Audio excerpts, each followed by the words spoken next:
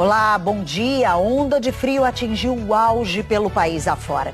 5 capitais do sul, sudeste e até da região norte registraram de madrugada a menor temperatura do ano. E já tivemos geada agora cedinho no centro-oeste. Começa hoje o atendimento presencial nos Correios para aposentados checarem descontos indevidos do INSS. Os beneficiários do INSS só precisam trazer um documento de identificação oficial com foto para fazer a consulta. No embate sobre o aumento do IOF, a Câmara deu um ultimato para o governo apresentar uma alternativa que equilibre as contas. E também criou um grupo de discussão de uma reforma administrativa. 7 milhões de brasileiros ainda não entregaram a declaração do imposto de renda e o prazo acaba hoje. Na Libertadores, o Fortaleza perdeu, mas se classificou para as oitavas. Hoje é sexta-feira, 30 de maio, e o Bom Dia Brasil está começando.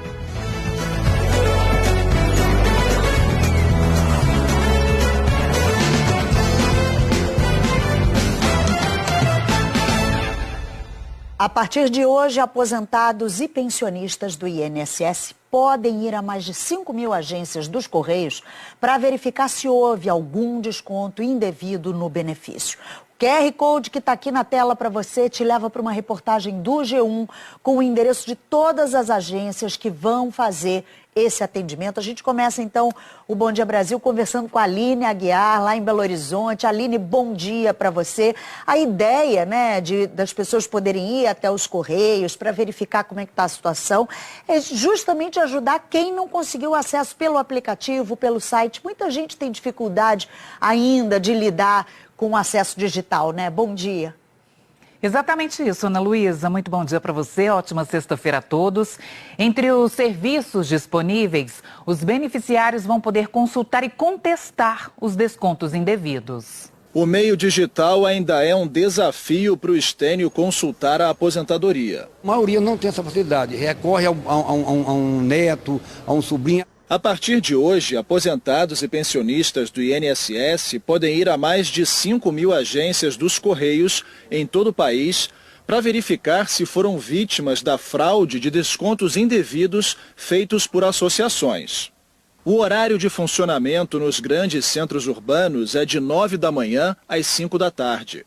Mas a orientação dos Correios é consultar o horário de atendimento pelo site ou aplicativo, já que o expediente pode variar em cidades menores. Os beneficiários do INSS só precisam trazer um documento de identificação oficial com foto para fazer a consulta. O atendimento é gratuito e não tem prazo para terminar. Os aposentados e pensionistas vão poder contestar débitos sem autorização ou reconhecer o desconto, consultar o resultado do pedido de contestação depois de 15 dias úteis. Se não concordar, é possível questionar a documentação apresentada pela associação que fez o débito e imprimir o protocolo de atendimento para acompanhar a solicitação pelo aplicativo Meu INSS ou telefone 135.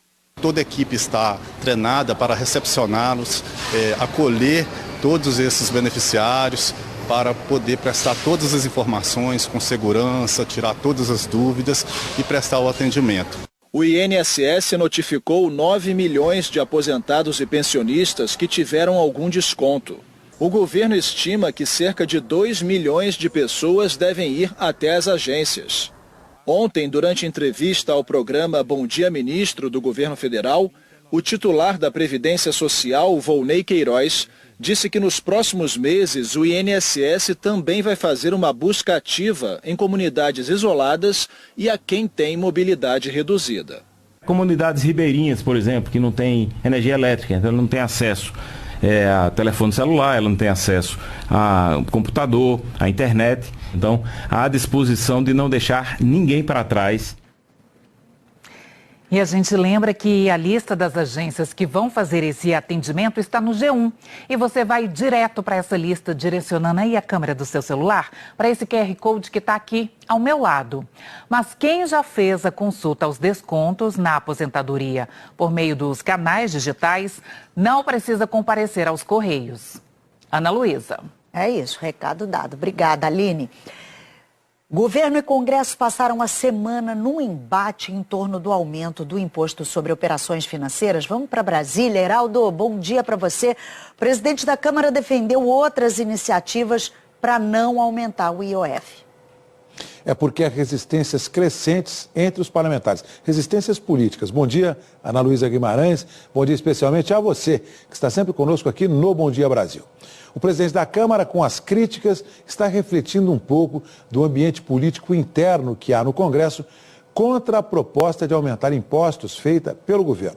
Hugo Mota anunciou ontem a criação de um grupo de trabalho para discutir a reforma administrativa. O objetivo é tornar a máquina pública mais eficiente, cortar gastos. O grupo terá 45 dias para apresentar as propostas. Em paralelo, parlamentares da oposição articulam a derrubada do decreto que aumentou o IOF por meio de um projeto de decreto legislativo. A equipe econômica tem 10 dias para apresentar um plano alternativo que substitua o do aumento de imposto. IOF. 3 letras que dominaram as discussões essa semana no Congresso e devem continuar ditando os rumos do debate nos próximos dias. Só na Câmara já foram apresentados 28 projetos para derrubar o decreto do governo que aumentou o imposto sobre operações financeiras de algumas operações de crédito, definido pela equipe econômica para ajudar a equilibrar as contas públicas. Se existe problema no orçamento público, essa é a casa de discussão. Não é um decreto que vai resolver o problema transferindo as altíssimas despesas desse desgoverno para a população. A equipe econômica ficou de apresentar ao Congresso na segunda semana de junho propostas alternativas ao aumento do IOF e também medidas de médio e longo prazos para garantir o equilíbrio fiscal. Mas nesta quinta-feira, o secretário do Tesouro Nacional repetiu o que o ministro da Fazenda já tinha dito na véspera aos presidentes da Câmara e do Senado. Neste momento, o governo tem dificuldades de abrir mão da receita extra estimada em 20 bilhões de reais para este ano com as mudanças no IOF, porque precisa desses recursos para fechar as contas. Hoje não há uma alternativa materializada que permita qualquer tipo de alteração. Essas receitas que estão previstas para o ano, elas precisam acontecer. Depois de uma reunião com os líderes dos partidos, o presidente da Câmara, Hugo Mota, anunciou que os deputados também vão discutir o assunto. Um grupo de trabalho foi criado para apresentar, em 45 dias, uma proposta de reforma administrativa, com medidas para reduzir despesas e dar mais eficiência ao serviço público. O coordenador do grupo, o deputado Pedro Paulo, do PSD do Rio, disse que poderá discutir temas como o fim da vinculação do salário mínimo ao pagamento de benefícios sociais. O Brasil precisa discutir a desvinculação orçamentária. A gente tem uma vinculação, por exemplo, do salário mínimo com os benefícios previdenciários, que em algum momento da história foi importante, foi justo, mas isso tem impactado muito fortemente as contas públicas. É preciso que seja desvinculado. O presidente da Câmara afirmou que outra proposta é mudar a regra que engessa o orçamento da União, determinando que boa parte do dinheiro arrecadado tenha de ser usada em ministérios ou programas específicos. Nós precisamos discutir uma reforma administrativa que traga mais eficiência para a máquina pública, porque só isso irá ajudar a melhorar o ambiente econômico para que o Brasil possa ter cada vez mais a condição de explorar o seu potencial e ser um país que cresce, que se desenvolve, com justiça social, com geração de emprego, com geração de renda. Questionado se o Congresso daria uma contribuição para o ajuste fiscal, aceitando cortes nas emendas parlamentares, o presidente da Câmara, Hugo Mota, disse que se todos forem cortar, os parlamentares sabem que as emendas serão reavaliadas e cortadas. O assunto ainda é o aumento de impostos, mas nos Estados Unidos. As bolsas de valores pelo mundo estão oscilando entre altas e baixas diante da incerteza sobre a legalidade do tarifaço do presidente americano Donald Trump. Ontem, a Justiça americana voltou a autorizar o tarifaço temporariamente e depois de uma proibição que não durou 24 horas. Carolina Cimente, os investidores estão mantendo a cautela, claro, diante desse cenário aí de incerteza de vai e volta. Bom dia para você. Muita cautela, Ana. Bom dia a você, bom dia a todos. Olha, na Ásia, as principais bolsas de valores fecharam a semana em queda, um sinal do receio de investidores diante da decisão judicial que mantém o tarifaço de Donald Trump por enquanto. Já pela Europa, as bolsas abriram em alta, mas praticamente estáveis, com ganhos de até 0,7%. O comissário da União Europeia para a Economia disse que as reviravoltas na justiça trazem uma nova camada de incerteza ao tarifaço. O bloco europeu, junto com outros 18 países, tem negociado acordos comerciais com os Estados Unidos para tentar evitar as tarifas sobre produtos vendidos ao país. Ontem, um tribunal federal de apelações dos Estados Unidos concordou em manter temporariamente as tarifas, mas pediu argumentos por escrito dos dois lados até 5 de junho para reavaliar o mérito. Um dia antes, o Tribunal de Comércio Internacional do país tinha determinado que o tarifaço é ilegal e que Trump teria ultrapassado sua autoridade para tomar tais medidas. Ana. Obrigada, Carolina. Ao menos 17 mil pessoas tiveram que fugir de casa em áreas ameaçadas por incêndios florestais no Canadá. As províncias de Manitoba e Saskatchewan declararam estado de emergência. São 29 focos de incêndio fora de controle no momento. O primeiro-ministro de Saskatchewan disse que é improvável que a situação melhore em breve. As regiões fazem fronteira com o norte dos Estados Unidos. As autoridades alertam que a fumaça deve se espalhar para o território americano. 8 pessoas morreram em um acidente numa mina na Indonésia. Ela fica na cidade de Cirebon. Os trabalhadores foram soterrados após o desabamento de uma rocha, de uma pedreira que fica do lado de fora da mina. Pelo menos 10 pessoas estão desaparecidas, mas esse número pode chegar a 20, segundo a imprensa local. Nesse momento, há uma grande operação de resgate das vítimas. A seguir, o avanço da onda de frio pelo país. Capitais de várias regiões tiveram a madrugada mais gelada do ano. São Paulo transformou uma estação de metrô em abrigo. Em Cuiabá, que muitas vezes é a capital mais quente do Brasil, tem gente usando até luva para fugir do frio. E os caçadores de neve lotam os hotéis da Serra Catarinense. Você vê já já, 8 horas 42 minutos pelo horário de Brasília. Paulo teve hoje a madrugada mais fria do ano. Sabina, bom dia para você. E é claro, esse gelo todo é uma preocupação a mais para quem vive nas ruas, né? Tem toda aquela história do comportamento que a gente brinca, quais as estratégias para driblar esse frio, mas tem essa questão mesmo, né? Porque o frio mata. Por isso que a solidariedade das pessoas, Ana, e a mobilização do poder público são fundamentais para garantir conforto térmico para a população de rua. Bom dia, aliás, para você. Às 6 da manhã, a temperatura oficial daqui de São Paulo foi de 9,9 graus. Mas desde o finalzinho da tarde, olha, o paulistano já começou a sentir o que vinha pela noite e madrugada. O frio chegou com tudo. Tava de bater o queixo na Avenida Paulista. É ruim, nossa, tô tremendo, toda dolorida aqui, tá muito frio. Por isso que uns recorreram às peças mais pesadas do guarda-roupas. Eu achei bem frio. De manhã no metrô, a coisa é terrível, gelado. E agora caindo o sol. Caindo o sol tá gelado de novo. Eu trabalho no segundo andar do meu prédio, lá bate vento. E aí tem que proteger? Tem, de touca, do que tiver. O pequeno Pedro, de 1 ano e 8 meses, parecia vestido para o Polo Norte durante o passeio com a avó. Ele gosta de bater uma perninha, aí a gente agasalha e traz ele mesmo assim. Mas essa não é a realidade de todo mundo.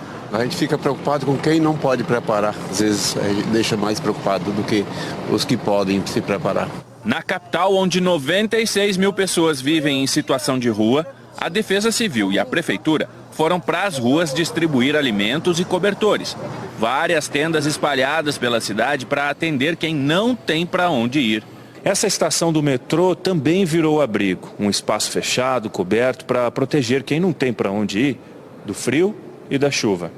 Quem vier até aqui vai dormir em camas como essa. Tem uma estrutura metálica que afasta o colchão do chão gelado e a pessoa também vai receber 2 cobertores, para que possa se aquecer bastante durante a noite gelada. Depois que eles são recebidos, eles são alocados e acolhidos aqui entre homens, mulheres, famílias e famílias com pet. Então, de acordo com cada identificação, a gente vai alocando essas pessoas, eles recebem ao entrar já a alimentação, o jantar, e ao sair eles recebem às 8 da manhã um ticket para que eles possam tomar café da manhã no Bom Prato da 25 de março. O ano passado eu fiquei aqui também, ajuda muito, muito mesmo. É muito bom essa organização aqui. Para quem está na situação de rua, né? Nesse local tem muitas pessoas que estão em situação de rua, eu sou um deles, né? Isso ajuda muito. E claro, quem pode ajudar, agora é a hora, porque o frio está só começando. Quem tem um casaco em casa, doe para os moradores de rua, que é importante. Todo semestre, quando tem a taxa de frio, a gente pega alguns agasalhos, a gente ajunta um ou outro e fazemos as doações. Belo exemplo, né? A operação Baixas Temperaturas da Prefeitura é acionada toda vez que a temperatura atinge 13 graus. Portanto, vai continuar hoje, viu, Ana? Pois é, por isso que a solidariedade tem que vir na frente, Sabina. A gente tem que pensar, sim, em quem está na rua passando esse frio, famílias, idosos. A solidariedade nessa hora é muito importante. Até já. A onda de frio polar atingiu o auge em várias regiões do país nesta sexta-feira. Além de São Paulo, outras 4 capitais registraram a menor temperatura do ano, segundo o Instituto Nacional de Meteorologia. Em Porto Alegre, a mínima registrada foi de 6,5 graus às 6 da manhã. Pontos de acolhimento estão recebendo pessoas em situação de vulnerabilidade. Em Curitiba, a temperatura foi ainda menor, 4 graus. No norte, Rio Branco e Porto Velho também tiveram a manhã mais fria do ano, 15 graus na capital acreana e 19 em Porto Velho, incomum para essas cidades. No centro-oeste, Cuiabá, que muitas vezes é a capital mais quente do país, teve gente usando até luva. Equipes da Prefeitura e do Governo do Estado entregaram cobertores e alimentos a pessoas em situação de rua. Fora das capitais, Ponta Porã, em Mato Grosso do Sul, amanheceu branquinho. A geada cobriu campos e até carros. Na Serra Catarinense, a onda de frio agita o turismo. Teve gente correndo para lá atrás da neve e das temperaturas abaixo de zero. Eles chegam de todas as partes do Brasil. São turistas, caçadores de neve. Sou de Guabiruma, eu já nem consigo lá tanto frio. Tô congelando. Mas tá muito bom mesmo. Tô congelada. Quem nunca tinha visto, se encanta. Viemos quase todos os anos, mas é a primeira vez que a gente consegue ver a neve. Mas é muito, muito lindo. A primeira onda de frio intenso é sempre muito esperada por quem tem negócios aqui na Serra Catarinense. Neste hotel de São Joaquim, todos os quartos estão ocupados. Números que se repetem em outras cidades. Em Urupema, seu Laélio recebe os hóspedes com tudo que o frio pede. A gente tem fogo no chão, fogo nas lareiras, poncho. Os apartamentos já têm um certo conforto moderno, então a pessoa passa frio só na rua, né? Mas nem todo mundo chega com um quarto reservado. A Teles veio com a família para passar a noite no carro mesmo, no centro de São Joaquim. Tô sabendo que vocês trouxeram colchão, tudo e nem reservaram hotel. Não reservamos nada, viemos na coragem. Colchão, cobertor, comida, tem um arsenal preparado. A Maria Eduarda até negociou no trabalho. Conversei com a minha gerente já. Mas tem que dar neve para ela poder aceitar essa justificativa. Tem que provar que realmente deu, que não foi em vão a minha vinda. Muita emoção, uma energia surreal, a gente nem consegue expressar. O nosso sentimento é a energia que a neve, que esse lugar, a Serra Catarinense, traz para nós. Bonito demais, né? Vamos saber como fica a previsão do tempo para o fim de semana que está chegando. Thaís Luquezzi conta pra gente até quando dura esse frio.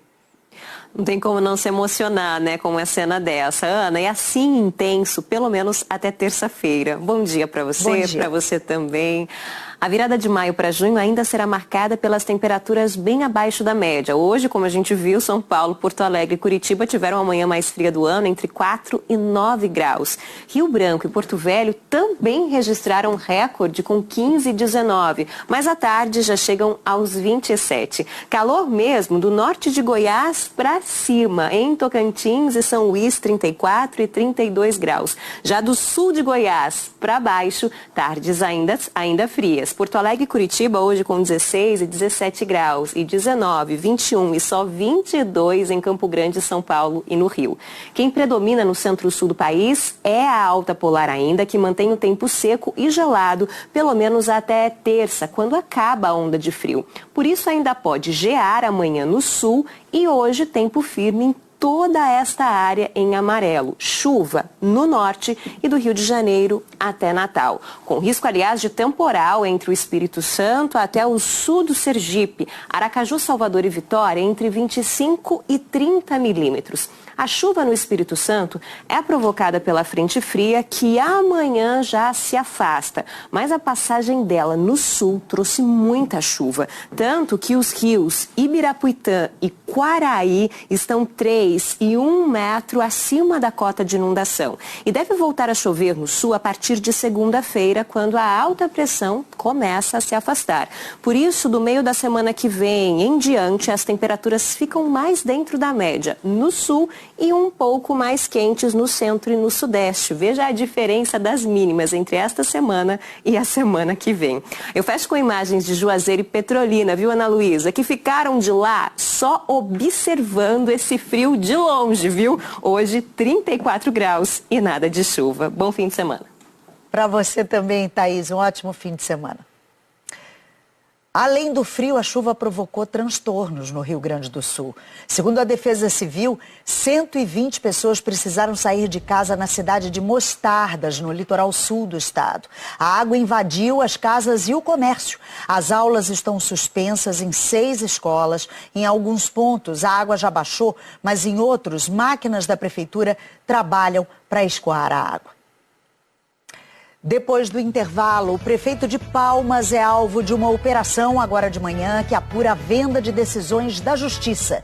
E a primeira turma do Supremo Tribunal Federal começou a ouvir agora de manhã as testemunhas indicadas por Jair Bolsonaro no inquérito do golpe. Uma delas foi o governador de São Paulo, Tarcísio de Freitas. Agora, 8 horas e 55 minutos pelo horário de Brasília. A primeira turma do Supremo ouve hoje mais testemunhas indicadas pela defesa do ex-ministro Anderson Torres e também pessoas indicadas pelo ex-presidente Jair Bolsonaro. Heraldo, são depoimentos no processo que apura se houve uma tentativa de golpe de Estado para manter Bolsonaro no poder. Ana Luísa, ação sob a relatoria do ministro Alexandre de Moraes, do STF. Governador de São Paulo, Tarcísio de Freitas, e ex-ministro da Infraestrutura, que ele foi ex-ministro da Infraestrutura, e o senador Ciro Nogueira, do PP do Piauí, e ex-ministro da Casa Civil, já foram ouvidos. A defesa do ex-presidente Jair Bolsonaro formalizou desistência em relação aos depoimentos de 4 testemunhas, incluindo 2 ex-ministros, Eduardo Pazuello e Gilson Machado. Vamos direto ao Supremo Tribunal Federal, local do julgamento, onde está o repórter Felipe Matoso. Ele tem mais informações. Bom dia, Felipe. Oi, Heraldo, bom dia a você, bom dia a todos que nos acompanham aqui no Bom Dia Brasil. Essa fase dos depoimentos da manhã já acabou. Os depoimentos vão ser retomados agora à tarde. Falando agora então dos depoimentos que já aconteceram, o governador de São Paulo, Tarcísio Gomes de Freitas, foi o primeiro a depor, Heraldo. Ele disse que Bolsonaro jamais tocou no assunto de uma ruptura institucional no país e que não tem conhecimento de envolvimento do ex-presidente da República nos atos golpistas de 8 de janeiro. Depois, o senador e ex-ministro da Casa Civil, Ciro Nogueira, foi quem prestou depoimento. E ele foi questionado, Heraldo, pela defesa do ex-presidente Bolsonaro, se Bolsonaro demonstrou intenção de ruptura, e então Ciro Nogueira respondeu que de forma nenhuma. Ao longo dessa semana foram ouvidas as testemunhas de parte dos réus. Entre eles, Bolsonaro, Augusto Heleno, ex-ministro do GSI, e Anderson Torres, ex-ministro da Justiça. Segundo a denúncia da Procuradoria-Geral da República, eles integraram o chamado núcleo crucial da trama golpista. Na semana passada, foram ouvidas as testemunhas da acusação, ou seja, da Procuradoria-Geral da República, e também do delator Mauro Cid. Nesses depoimentos, Heraldo, parte das testemunhas confirmou que Bolsonaro fazia questionamentos acerca do processo eleitoral. Heraldo. Felipe Matoso, direto do STF em Brasília. Das 82 testemunhas indicadas inicialmente, as defesas acabaram desistindo de 16 e optando por 2 declarações por escrito. O grupo terrorista Hamas estuda a última proposta americana para um cessar-fogo na faixa de Gaza, que Israel já aceitou. A Cecília Malan tem as últimas informações sobre a negociação da trégua. Cecília, bom dia. O Hamas não rejeitou essa proposta, mas faz exigências. Ana, bom dia. Na quarta-feira, o Hamas divulgou um comunicado dizendo que havia chegado a um acordo com o enviado dos Estados Unidos para o Oriente Médio, mas agora diz que as demandas do grupo não estão contempladas no plano americano. A proposta do enviado de Donald Trump, Steve Witkoff, prevê uma trégua temporária de 60 dias, a libertação de 28 reféns israelenses, vivos e mortos, em troca de mais de 1.000 prisioneiros palestinos, e a ampliação da ajuda humanitária em parceria com a ONU. Por sua vez, o Hamas exige um cessar-fogo permanente, a entrada de centenas de caminhões com ajuda diariamente em Gaza e a retirada completa das tropas israelenses. Agora há pouco, os dois lados se acusaram de perpetuar a guerra. Enquanto isso, a emergência humanitária se agrava a cada hora. As Nações Unidas afirmam que 200.000 palestinos se deslocaram em Gaza só nas últimas 2 semanas, período em que Israel intensificou a ofensiva militar.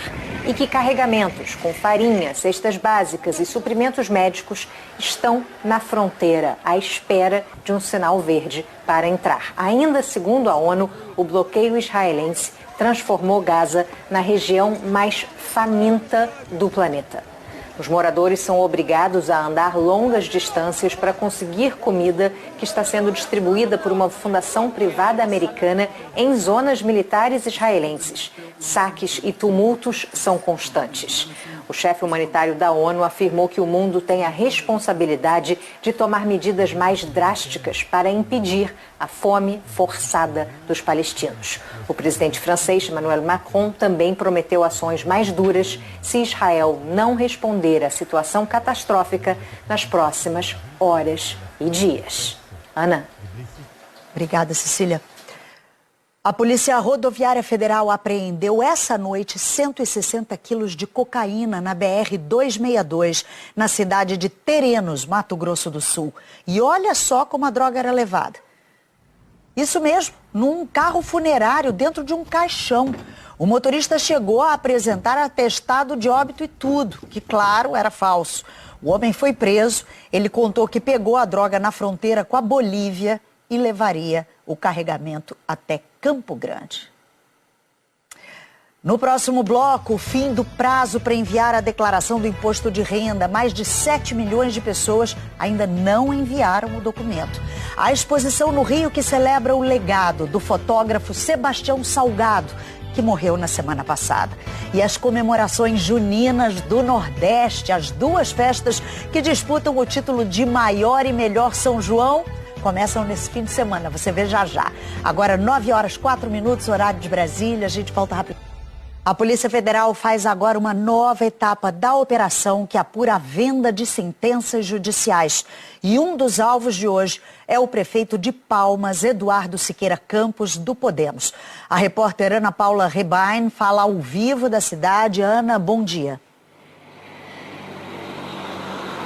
Oi, Ana Luísa, bom dia para você, bom dia a todos. A Polícia Federal saiu agora há pouco da casa do prefeito de Palmas. Eduardo Siqueira Campos foi alvo de busca e apreensão e teve o passaporte retido. Esta é a 9ª fase da Operação Cisâmenes, que apura a venda de sentenças e o vazamento de informações e de inquéritos de vários tribunais, inclusive do Superior Tribunal de Justiça. Nós apuramos que o prefeito é um dos alvos por supostamente ter tido acesso aos autos das investigações antes que elas se tornassem públicas. Além da casa dele, também há mandados para outros outros 2 endereços aqui em Palmas. Fontes da Polícia Federal nos informaram que um deles é o presídio, onde está um advogado preso numa fase anterior da operação e que é suspeito de participação no suposto esquema. O objetivo é apurar se esse advogado está tendo privilégios ilegais dentro do presídio aqui de Palmas. Eduardo Siqueira Campos e a Prefeitura de Palmas ainda não se manifestaram sobre essa operação. Ana Luísa. Obrigada, Ana Paula. E termina hoje o prazo para entrega da declaração do imposto de renda. O G1 publicou uma reportagem tirando dúvidas sobre a declaração, que está aqui nesse QR Code, que a gente vai deixar aqui na tela para você. Vamos falar de novo com o Heraldo. Heraldo, segundo a Receita Federal, 7 milhões de declarações ainda não foram entregues. O prazo está apertado, o tempo está correndo. Ana Luísa, faltam, portanto, horas para o contribuinte. A corrida, o último dia para a entrega da pessoa física. Prazo para declarar o imposto de renda sem multa vai até às 23 horas e 59 minutos desta sexta-feira. A Receita Federal estima que o sistema deverá receber esse ano 46 milhões e 200 mil declarações. O repórter Vitor Boiadian está em frente ao Ministério da Fazenda aqui em Brasília e tem mais informações. Bom dia, Vitor. Bom dia, Heraldo. Bom dia a todos. Pois é, o último dia de declaração e a Receita Federal estima que só hoje ainda possam entrar mais 7 milhões de declarações no sistema da Receita. Quem não entregar a declaração fica sujeito à multa. Por isso, há sempre aquela recomendação de apresentar a declaração até hoje e, se necessário, fazer a retificação. Além das declarações do prazo final hoje também é o primeiro dia do pagamento do primeiro lote das restituições do imposto de renda. A Receita Federal vai pagar um lote aí de 11 bilhões de reais, o maior valor já pago, que vai ser distribuído para pouco mais de 6 milhões de contribuintes. Na maioria deles, contribuintes idosos, contribuintes com deficiência, mas também aqueles contribuintes que optaram por entregar a declaração pré-preenchida e receber a restituição via Pix. Vitor Boiadian para o Bom Dia Brasil. As 2 maiores festas de São João do Brasil começam nesse fim de semana. Em Pernambuco, o evento em Caruaru chega amanhã à cidade, depois da temporada nas áreas rurais. Em Campina Grande, na Paraíba, São João começa hoje. Campina Grande já está vestida com as cores e a alegria do São João. É um mês especial que é aguardado por todos os paraibanos. Dona Avani veio de São Paulo, está encantada, mesmo antes do arrastapé começar. A comemoração, né, a organização também. Nossa, e o público que é imenso, né? O Parque do Povo é o principal espaço da festa. São 70 mil metros quadrados. A arena tem réplicas de prédios históricos de Campina Grande, palcos e espaços exclusivos para dançar forró. Mais de 300 atrações vão passar por aqui em 38 dias. E a expectativa é receber mais de 3 milhões de pessoas. Contagem regressiva para começar o São João. Quando o palco começa lá embaixo, a gente já está aqui a 1000 por hora. É neste espaço chamado de pirâmide, aqui no Parque do Povo, onde tradicionalmente se apresentam as quadrilhas juninas. Elas são um espetáculo à parte. Mais de 30 são esperadas nesta edição. As atrações também estão na mesa. Comida junina e nordestina para tornar a festa ainda mais saborosa. A carne de sol é um dos pratos mais pedidos. Se vier para Campina Grande, não vai querer mais sair daqui. Se comer carne de sol, aí pronto, não quer mais sair de Campina. Em Caruaru, o trio Pé de Serra, formado pelo genuíno forró de Luiz Gonzaga, com sanfona, triângulo e zabumba, toca no ritmo do trabalho. São mais de 50 apresentações marcadas até o fim de junho. É muito trabalho, cansativo, mas é prazeroso, viu? Muito bom mesmo. Tudo começou em abril nas comunidades rurais e neste fim de semana chega à cidade. O São João de Caruaru dura ao todo 65 dias, 30 deles aqui na zona urbana. Este é o pátio de eventos Luiz Lua Gonzaga, o pátio do forró, onde a festa se concentra. Aqui por noite são esperados mais de 120 mil forrozeiros em média. Mais de 1.200 atrações se apresentam até o fim do mês em 14 palcos espalhados pela cidade. Entre elas, Solange Almeida, Ivete Sangalo, João Gomes. Elba Ramalho, Vanessa da Mata e Bel Marques. A gente vai ter forró, repente, cordel, brincadeiras para criança, quadrilha junina, forró tradicional, exposições, oficinas, artistas plásticos, claro, sem perder a dignidade e o respeito da cultura popular. O São João de Caruaru deve gerar 20 mil empregos e movimentar 700 milhões de reais na cidade. A rede hoteleira já tem 90% da ocupação para os finais de semana. Tudo com muita música, a gente não para de jeito nenhum. A gente cochila no mês de junho, a gente não dorme. E eu me sinto muito feliz esse período junino. Uma exposição no Rio se transformou numa homenagem a Sebastião Salgado, uma semana depois da morte do fotógrafo. Preto e branco, luz e sombra. Talento e uma sensibilidade única. Marcas inconfundíveis de Sebastião Salgado. Na série Trabalhadores, o fotógrafo mergulhou na cultura de vários países entre os anos de 1986 e 1992. 149 fotografias compõem a exposição. Elas nos permitem viajar a um estaleiro na Polônia, ver um hábito antigo dos chineses, enxergar a força nos olhos dos pescadores italianos e se surpreender com os garimpeiros de Serra Pelada na Amazônia brasileira. Uma das suas imagens mais famosas. Retratos do esforço do dia a dia e também do sentimento do trabalhador.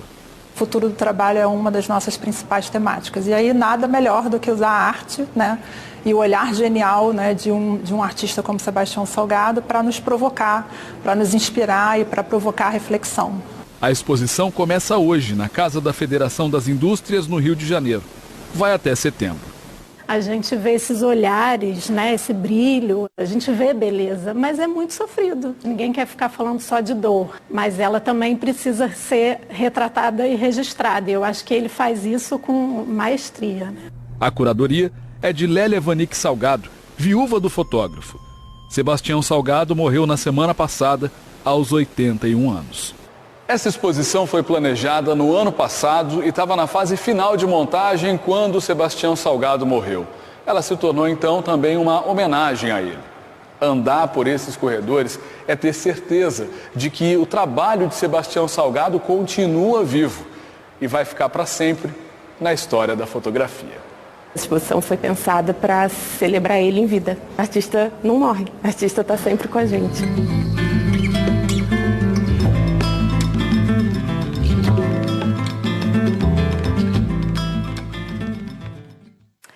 Daqui a pouco, os números do PIB divulgados agora pelo IBGE. A economia cresceu 1,4% no primeiro trimestre, puxada pelo agro. No esporte, o Fortaleza perdeu para o Racing na Argentina, mas mesmo assim passou de fase na Libertadores. E hoje tem amistoso da seleção feminina contra o Japão. É preparação para a Copa América e com a rainha Marta de volta. Agora, 9h16 pelo horário de Brasília. Lembrando que, além deles, o Vasco também vai disputar a repescagem. Vai enfrentar o Independiente del Valle do Equador. Hoje à noite tem futebol ao vivo aqui na tela da Globo. A seleção feminina disputa em São Paulo o primeiro de 2 amistosos contra o Japão e com o retorno da rainha Marta. O tempo para testar nomes e tirar dúvidas está acabando. Os 2 amistosos contra o Japão são a última oportunidade para o técnico Arthur Elias avaliar a seleção antes da lista oficial da Copa América. A competição acontecerá em julho no Equador. O Brasil é o maior campeão, busca o 9º título, além de uma das 2 vagas diretas para os Jogos Olímpicos de Los Angeles em 2028. O nível da competição da Copa América está aumentando cada vez mais. A gente está preparadíssima para essa Copa América, para conseguir a nossa vaga também e conseguir o título. Marta está de volta após 9 meses. Ela não queria mais jogar pela seleção após as Olimpíadas de Paris, mas mudou de ideia e foi convocada. Não tenho muitos anos aí para jogar, então o pouco que eu tenho eu quero usufruir da melhor maneira possível. Mas eu não quero me cobrar tanto como eu sempre me cobrei a vida inteira. Estou vivendo um dia de cada vez. As adversárias da vez, as japonesas, começaram um ano em alta. Estão invictas e foram campeãs da Copa She Believes, um torneio que reúne grandes seleções. É o teste final para as jogadoras que quiserem aparecer na próxima lista. Vou deixar o convite então, Luli. Brasil e Japão é hoje às 9h30 da noite, logo depois da novela Vale Tudo. Jogão. Sempre bom ver a seleção. Obrigada, Débora. Um ótimo dia para você. E o IBGE divulgou há pouco os números do PIB, a soma de todos os produtos e serviços produzidos no país. No primeiro trimestre, o PIB cresceu 1,4%. Aqui no telão, a gente vê como no ano passado a dinâmica foi assim, olha, os 2 primeiros trimestres de crescimento mais intenso e uma desaceleração nos 2 últimos trimestres. Agora, houve um crescimento mais forte. A Marina Araújo mostra pra gente agora como ficaram os resultados por setor. Marina, bom dia para você.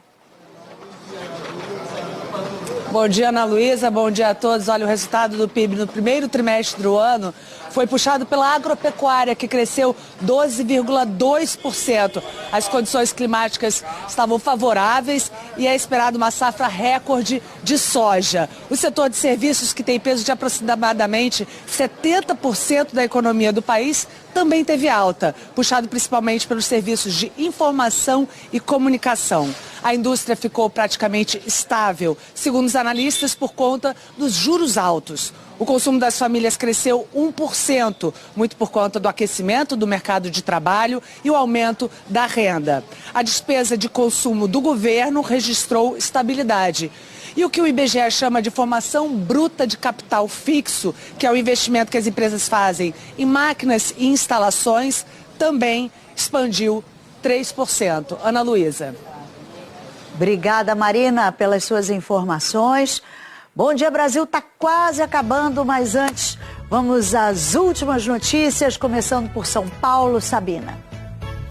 Olha, Ana Luísa, o julgamento de Paulo Cupertino, acusado de matar o ator Rafael Miguel e os pais dele, vai ser retomado daqui a pouco, segundo dia, portanto. Ontem, os trabalhos do Tribunal do Júri terminaram por volta das 10h30 da noite.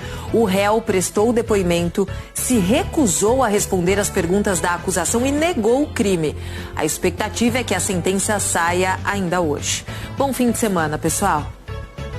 De São Paulo para o Planalto Central do Brasil, lembrando informação relevante para todo o país. Hoje é o último dia para a declaração do imposto de renda. Recomenda-se que a declaração seja entregue dentro do prazo, mesmo que incompleta, para evitar a aplicação de multa. A Receita Federal estima que o sistema irá receber esse ano 46.200.000 declarações.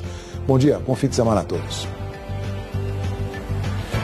O governo francês anunciou hoje que vai banir o cigarro em locais públicos como praias, parques, pontos de ônibus, instalações esportivas e ao redor das escolas. O objetivo é proteger a saúde das crianças, que muitas vezes acabam sendo expostas à fumaça dos adultos. A proibição começa a valer em julho e vai isentar os famosos terraços dos cafés franceses. O tabagismo mata 200 pessoas por dia na França, segundo o Ministério da Saúde, e onde há crianças, o cigarro deve mesmo desaparecer. Bom descanso, gente.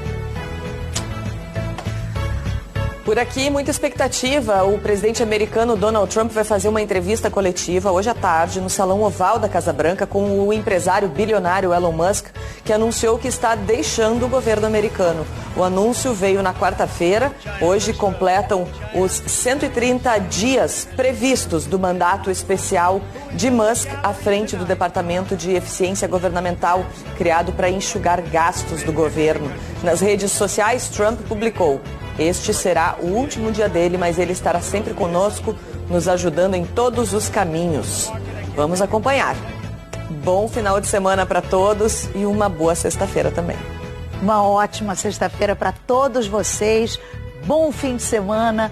Para você que acompanhou o Bom Dia Brasil conosco, também uma boa sexta-feira. Aproveita o seu fim de semana, descansa. Você fica agora com o encontro com a Patrícia Poeta. Ana Paula Araújo volta na segunda-feira. Eu agradeço a sua companhia e a sua audiência. Até a próxima.